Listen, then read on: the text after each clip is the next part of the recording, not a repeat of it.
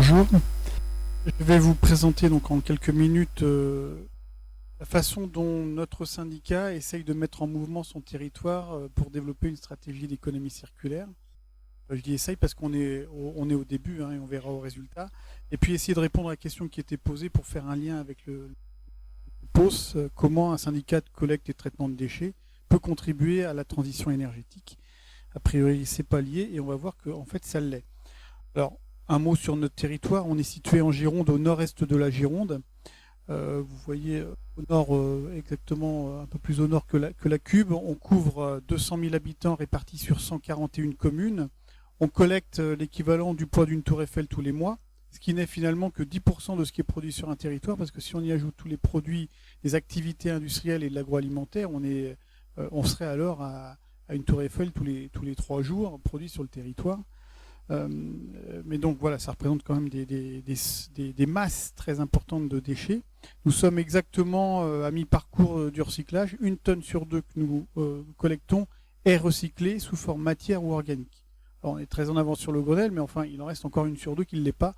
Donc c'est dire tout ce qui reste comme potentiel. Nous sommes 250 parce que nous travaillons pour partie en régie, avec un budget de près de 40 millions d'euros. Et dans les domaines qui nous concernent aujourd'hui, je donne 3 exemples d'actions concrètes. Nous fabriquons depuis 1 an de la plaquette bois énergie. Alors, nous avons une activité de compostage avec une très grosse plateforme de compostage où on traite 20 000 tonnes de déchets verts et 1000 tonnes de biodéchets. Et pour ceux qui connaissent le process, même pour les autres d'ailleurs, à la fin du process de compostage, qui dure quelques mois, on crible pour pouvoir vendre un amendement organique à une granulométrie de 20 mm. Pour avoir un amendement organique utilisable en viticulture. Et donc on se retrouve à la fin du process avec du bois, 3000 tonnes en ce qui nous concerne. Compte tenu des quantités, on ne pouvait pas le retraiter. Jusqu'à présent, nous payons son élimination sur d'autres plateformes ailleurs. Et depuis 1 an, on retravaille ce produit-là et on le vend en qualité de plaquette bois à une distillerie qui est à 10 minutes de chez nous et qui l'utilise dans sa chaudière. Et pour aller au bout... c'est sur une commune qui s'appelle Coutras. Alors nous, notre site est à Saint-Denis-de-Pile et à Coutras, donc il y a cette distillerie. On a également une déchetterie. Et donc le matin, les camions partent avec la plaquette bois, livrent la distillerie et reviennent avec les déchets verts de la déchetterie. Comment boucler la boucle? Ça n'est qu'un exemple. Nous avons nous-mêmes, à l'occasion de la rénovation d'un autre site que notre site principal, fait le choix d'une chaudière bois pour une activité interne. Donc forcément, quelque part, on contribue à l'usage d'une ressource locale. Et puis, on est en train de faire un test avec Wateco. Alors, nous trions avec les emballages des papiers, plus de 5000 tonnes de papier, ça représente un gros semis par jour, qui partent en Espagne, à Saragosse. Donc, Wateco, lui, tous les jours, il va passer un camion du SMICVAL, affrété par le SMICVAL, avec 20 tonnes de papier qui lui passe sous le nez, et puis le camion fait 500 km de plus. Alors évidemment, c'est assez logique de se dire, c'est quand même bien dommage. Sauf que notre papier qu'on envoie en Espagne, c'est un papier en mélange et que les décharges de Wateco, c'est pas du papier en mélange, c'est un papier plus spécifique, des journaux en particulier. Donc, on est en train de travailler à un surtri du papier pour voir dans quelles conditions techniques et économiques, parce qu'on n'est pas non plus des rêveurs, on équilibre tout ça, on pourrait alimenter pour partie l'usine de Wateco dans les Landes. L'idée étant effectivement de plutôt privilégier l'activité locale que les grands déplacements. Voilà 3 exemples et on verra en conclusion tout à l'heure qu'on pourrait faire bien plus. Un mot sur la stratégie économie circulaire que l'on souhaite développer sur notre territoire. En tout cas, c'est notre proposition de service à l'ensemble de notre territoire. Nous sommes composés de 11 intercommunalités, donc imaginez, les compétitions entre territoires et tout ça, ça existe comme partout. Et pourtant, on essaye de réunir autour d'une bannière SMICVAL un dynamisme pour que chacun œuvre dans le même sens. Alors on ne dit pas qu'on sera maître d'ouvrage de tout, on sera probablement d'ailleurs maître d'ouvrage de pas grand-chose, puisqu'on n'a pas de compétences dans le domaine de l'énergie, etc. Par contre, on veut être un peu les aiguillons du territoire et mettre autour d'une table des acteurs qui habituellement se connaissent, mais enfin se côtoient sans se connaître réellement. Les entreprises ne travaillent pas avec les collectivités. Non, les entreprises entre elles pas si simplement non plus. Et on a des mondes comme ça qui se côtoient sans travailler ensemble, alors que on se rend compte que les déchets des uns pourraient être les ressources des autres. Alors la finalité de notre démarche, c'est créer de l'emploi, il n'y a pas à tortiller, préserver les ressources. On parle souvent de la fin du pétrole, etc. Mais c'est vient à l'avenir également la fin des métaux, par exemple. Et de toute façon, on a des modes de vie, maintenant je pense que tout le monde est d'accord pour le dire, très prédateurs des ressources. Et l'enjeu, c'est évidemment d'avoir une consommation de ressources plus modeste avec les niveaux de vie qui sont les nôtres. Et puis la troisième finalité, c'est d'améliorer ou de participer ou de contribuer ou de donner les moyens aux entreprises d'améliorer leur compétitivité. On sait que les déchets et l'énergie ont un poids très important dans leur fonctionnement. Et on sait que c'est également un enjeu même de localisation pour une entreprise que d'essayer de maîtriser ces flux-là. Donc on pense qu'on peut y contribuer. Ce que l'on cherche à faire très concrètement sur le territoire, c'est d'abord de rentrer dans le vif du sujet de l'économie circulaire. L'ADEME, je ne vais pas revenir dessus, mais on donne une définition assez large avec le développement du réemploi, produire moins de déchets, c'est déjà la base, accroître les efforts de recyclage matière et organique et aller dans le sens de ce qu'on appelle, je prends le terme, même s'il n'est pas forcément très imagé, aller vers l'écologie industrielle territoriale. Ça veut dire quoi? Ça veut dire essayer, comme on le fait avec notre distillerie, de repérer sur un même territoire des productions de déchets qui embêtent un peu tout le monde et des besoins. Essayer de créer des paires de l'un avec l'autre. Alors nous, on l'a fait, un exemple de paire, c'est le SMICVAL et les bois du SMICVAL avec la distillerie. On peut, sur un territoire, créer des dizaines et des dizaines de paires. Mais pour ça, il y a des méthodes, il faut les mettre en œuvre. Si on ne le fait pas, on est à peu près sûr que rien ne se fera. On peut très bien, et nous on en découvre tous les jours, à 1 kilomètre de notre site de production, on a une tonnellerie qui a 5000 tonnes de chutes de bois qui partent en Charente, pas trop pourquoi en Charente d'ailleurs, qui passent sous le nez des chaudières du Conseil Général à 10 minutes de là, et qui sont des chaudières à bois. Enfin voilà, on sent qu'il faut créer des synergies entre tous les acteurs. Donc le premier axe, ça sera de continuer à travailler sur le domaine du réemploi, du recyclage, etc. Favoriser l'implantation d'activités locales. Si on veut de l'emploi, il faut on ait de la création d'activités sur notre territoire si possible ou dans un cercle proche. Et puis enfin, conjuguer déchets et transition énergétique, parce qu'on sait bien que c'est l'un des grands enjeux environnementaux du siècle, peut-être avec la biodiversité. Et on prétend que même dans nos compétences propres, qui ne sont que des déchets, on peut être un acteur de la transition énergétique. Alors, je termine par une diapo pour expliquer qu'est-ce qu'on va faire pour mettre en mouvement notre territoire. D'abord, on va essayer, alors c'est un grand mot, je sais, il ne me plaît pas trop, mais on n'a pas trouvé un autre, animer une gouvernance, c'est-à-dire un pilotage, une volonté politique de notre territoire à 3 niveaux. Le premier niveau, un conseil territorial, où se retrouveront l'ensemble des élus, des acteurs socio-économiques, des associations, 2 fois par an, pour dire ensemble finalement, oui, on veut travailler ensemble, oui, on se reconnaît derrière ce projet-là, oui, on prendra chacun notre part de ce projet-là. Encore une fois, c'est pas nous qui allons tout faire, on va simplement essayer de faire se réunir les acteurs. Évidemment, c'est pas à 500 on imagine très bien 500 personnes, et c'est pas à 500 qu'on est dans l'action. Donc, deuxième niveau de gouvernance, un réseau local opérationnel, la réunion en fait d'une dizaine d'experts avec des compétences complémentaires dans le domaine du déchet, de l'énergie, du développement économique, de l'ingénierie foncière, quelques comités de communes, quelques expertises pour lancer les études, suivre les bureaux d'études et apporter et faire avancer les dossiers. Et puis ensuite, une dernière étape, c'est la cellule de frappe. Alors, le conseil territorial et le réseau local, c'est créer des opportunités pour essayer d'accroître l'activité, de faire venir les entreprises, c'est créer l'opportunité, mais parfois il y a des propositions ou des sollicitations d'entreprises qui seraient prêtes à venir s'implanter, mais il faut répondre en 10 jours sur tel bâtiment, telle disponibilité de terrain. Et sur un territoire comme le nôtre, les forces sont extrêmement clairsemées. Une entreprise qui veut s'installer, où est-ce à quelle porte elle frappe, c'est pas simple. La mairie, le conseil général, le conseil régional, la CCI, les chambres de métier. Enfin bon, c'est un peu. Voilà. Nous, ce qu'on propose de faire, c'est de se réunir en tant que de besoin pour répondre à des opportunités qui se présentent à nous. Voilà, c'est vraiment créer l'opportunisme, c'est être l'avant-centre devant le but pour mettre le but quand le ballon passe.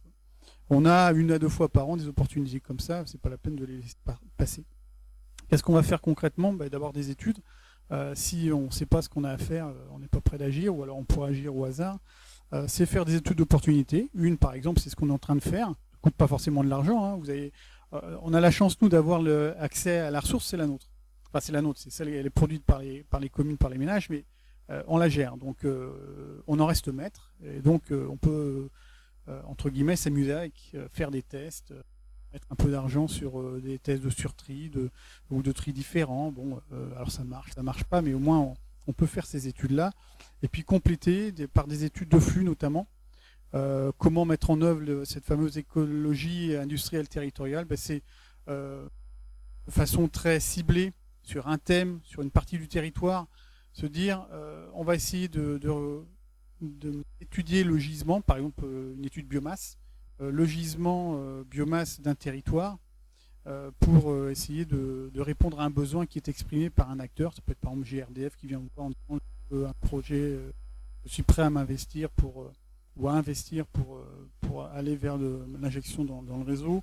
Un autre partenaire qui dit je suis prêt à venir m'implanter, je dis des choses qui nous sont arrivées.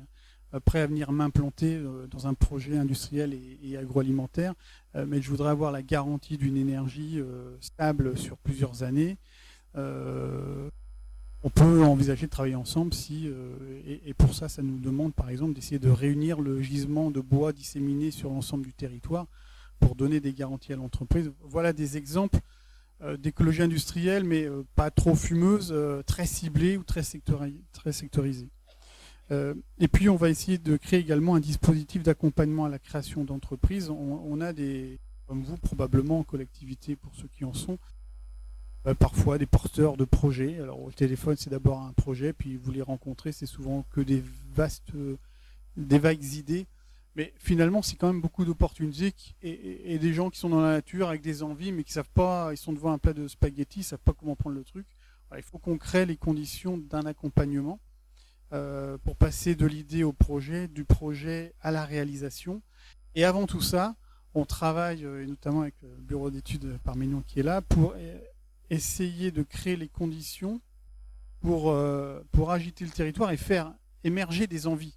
Il y a des porteurs de projets, mais qui sont tapis, qui n'osent pas ou qui savent pas qui aller voir. L'idée, c'est de réfléchir aux conditions justement pour donner envie sur notre territoire. Alors, dans le domaine de l'énergie, la première action que nous, on peut faire, c'est de diminuer l'énergie nécessaire à la production de produits. Comment ? On sait très bien maintenant que grâce au recyclage, on consomme moins d'énergie. Fabriquer une bouteille en verre, ça nécessite beaucoup moins d'eau et d'énergie si on utilise une bouteille en verre déjà utilisée que de repartir de silice. C'est vrai pour tous les produits de consommation.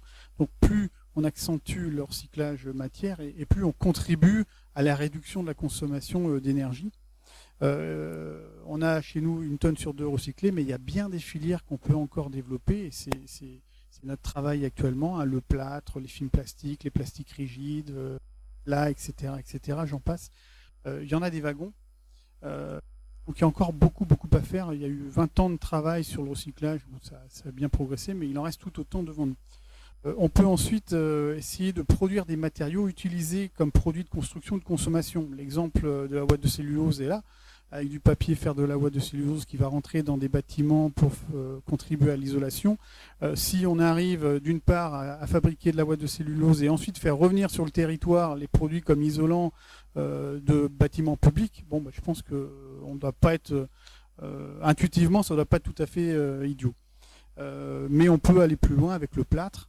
Et on a un premier succès dans notre démarche puisqu'on a un industriel qui vient s'implanter sur notre territoire, dans la même commune d'ailleurs que la distillerie, pour implanter une usine de recyclage du plâtre.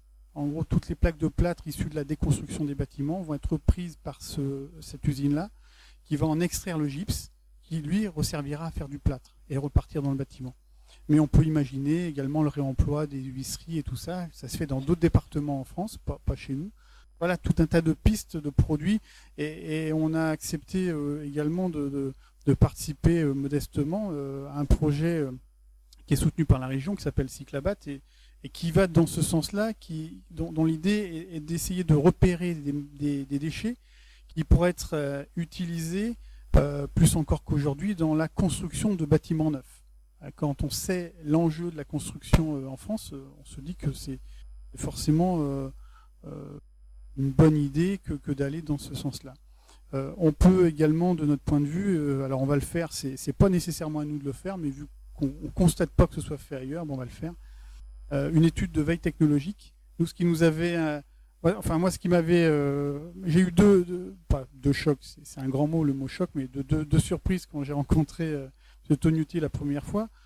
C'est d'abord de découvrir ce process que moi je connaissais pas, en se disant tiens, c'est bon. Et la deuxième surprise, c'est de se dire, mais malgré tout, on a l'impression que c'est extraordinaire et génial. Alors ça l'est probablement, sauf que ça fait quand même 70 ans que ça existe. Et des procédés comme ça qui utilisent le déchet comme matière première de construction ou de fabrication, mais il en existe bien d'autres. Au Canada, j'ai sous le coude la 15 technologies qui n'ont rien à voir avec la ouate de cellulose, qui utilisent un déchet pour produire un produit de consommation ou de construction. L'idée, c'est de lancer une étude de veille pour décrire ces technologies, savoir quelle est leur zone de vie, est-ce que c'est 100 000 habitants, 3 millions d'habitants, et voir dans quelles conditions on ne pourrait pas essayer d'attirer sur notre territoire de tels marchés. Alors évidemment, on ne fera pas des choses comme ça tout seul, c'est plutôt le boulot de l'ADEME, de la région, etc. Mais on le propose à nos partenaires pour être suivis avec nous, et même si vous voulez prendre la main, pourquoi pas, mais pourvu que ça se fasse. Ensuite, dans le domaine je termine, c'est la dernière diapo. On peut également produire de l'énergie à partir de gisements organiques, à partir de méthanisation, j'en parlerai pas, ça va être évoqué maintenant. On va lancer 2 études de flux sur notre territoire pour fabriquer du méthane à partir de biomasse, puisqu'on a des demandeurs, des porteurs de projets. Et puis on va essayer aussi d'aller vers la fabrication de combustible, alors plus qu'essayer, puisqu'on le fait déjà, la plaquette bois, on le fait, mais on peut l'accentuer. Et puis aller vers un nouveau combustible qui s'appelle le combustible solide de récupération, qui est la fabrication d'un combustible qui ressemble un peu à du confetti, qui est issu de refus de tri de déchets, pour non pas aller chez nous en enfouissement, mais plutôt alimenter des process industriels et se substituer à des produits, à des hydrocarbures. On l'a fait sur notre territoire avec des encombrants et des refus de tri. Ça marche techniquement. C'est pour l'instant trop cher pour le justifier, mais ça va venir. On peut ensuite être prescripteur, en étant exemplaire nous-mêmes. La commande publique, c'est 10% du PIB. Donc on voit bien qu'à travers nos appels d'offres, M. Tognuti nous le rappelle souvent, on est quand même acteur de notre territoire en achetant, et à travers les actes d'achat, on peut impulser des politiques ou faire la promotion, essayer de promouvoir des produits. Alors, on sait qu'on est bordé, on ne peut pas acheter localement. Si on décide d'acheter localement, c'est compliqué que ça. Il y a quand même un code des marchés publics. Mais enfin, on peut faire plus qu'on ne croit et moins qu'on voudrait. Voilà, je crois que c'est ça. On peut aussi construire, maintenant on le doit, mais nous on l'a fait avant que ça soit obligatoire, construire RT 2012, intégrer les énergies renouvelables sur notre patrimoine. Enfin, tout ça, c'est des choses sur lesquelles on travaille. Donc c'est vrai aussi pour tout le monde. Et enfin, j'en termine par là. Assez curieusement, on ne parle jamais d'un dispositif qui est quand même important, le dispositif des certificats d'économie d'énergie. En tant qu'acteur public, on peut en bénéficier, et pas très connu en réalité, plus complexe que connu. Donc plus on en fait la promotion, et plus on fait la promotion des opérations qui vont avec, c'est-à-dire toutes ces opérations de maîtrise de l'énergie. Le dispositif est là pour les encourager. Voilà. Donc on en a bénéficié, nous, pour notre chaudière, par exemple. Et si plus de collectivités connaissaient le dispositif, elles penseraient peut-être à d'autres process plus vertueux en termes d'économie d'énergie, si elles pouvaient avoir accès à ce dispositif. Voilà, je vous remercie.